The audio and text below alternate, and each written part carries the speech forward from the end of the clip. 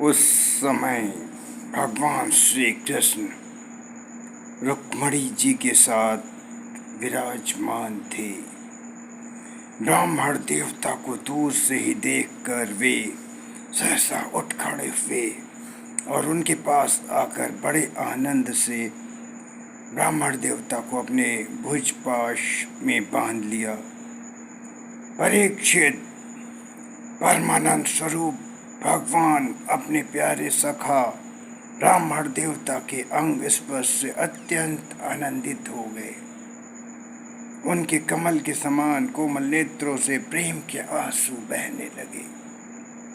परीक्षित, कुछ समय के बाद भगवान श्री कृष्ण ने उन्हें ले जाकर अपने पलंग पर बिठा दिया और स्वयं पूजन सामग्री लाकर ब्राह्मण देव की पूजा करने लगे।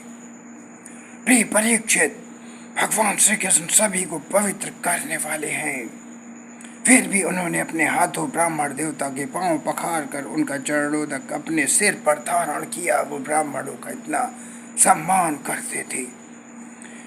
उनके शरीर में चंदन, केसर आदि दिव्य गंधों का लेपन किया।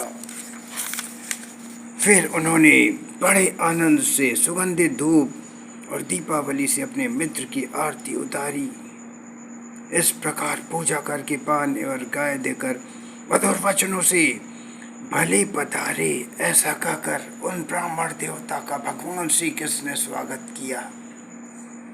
ब्राह्मण देव फटे पुराने वस्त्र पहने थे, शरीर अत्यंत दुर्बल था, देह की सारी नसें दिखाई पड़ती थी। स्वयं भगवती रुक्मिणी जी चंवर ढुलाकर उनकी सेवा करने लगीं।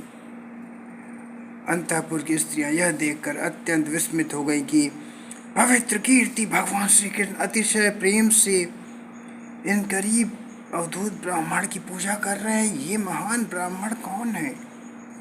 वे आपस में कहने लगी, ये निर्धन और साधारण से ब्राह्मण देव कौन है जिससे त्रिलोकी गुरु श्रीनिवास श्री कृष्ण स्वयं इनका इतना आदर सत्कार कर रहे हैं। देखो तो सही, इन्होंने अपने पलंग पर इन्हें बैठाया और इनको अपने भाई के समान मान रहे हैं। ये कौन है?